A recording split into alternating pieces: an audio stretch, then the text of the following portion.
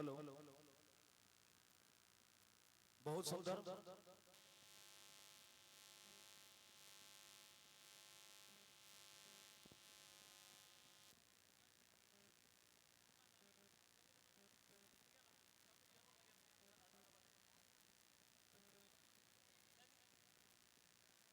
Hello, दुगो बात कहो, जितना नया कलाकार खड़ा होते रहे, अगर एकरा के नसीहत के तौर पर लेबो तो जिंदगी में तरक्की करबो, आ मन में खिसेबो तो हमार कुछ बिगड़बो ना करबो।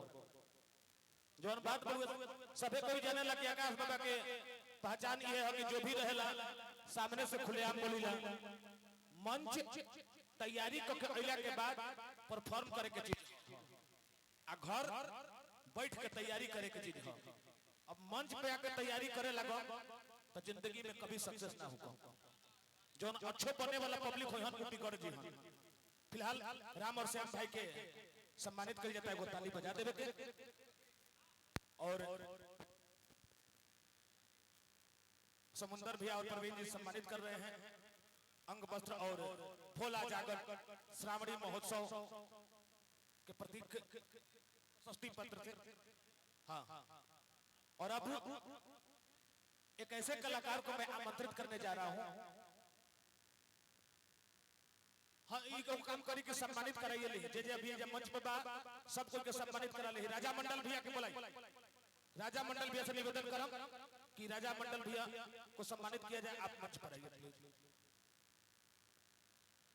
अखलाक भैया आप राजा मंडल को सम्मानित करें, क्योंकि राजा मंडल ने मगध की मिट्टी को गुलजार किया है, अपनी आवाज से पूरे हिंदुस्तान में वो परवाज दिया है।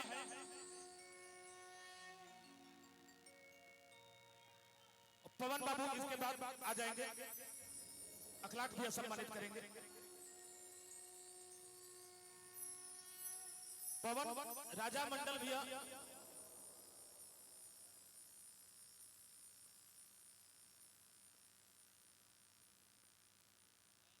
अभी हाल फिलहाल में करो बिया भाई बा, डॉक्टर साहब भैया से कहबे कनिया कि 1 महीना के फ्री बा। पवन भैया अगर यही महीना में चली जाए दिन बाद में कहो।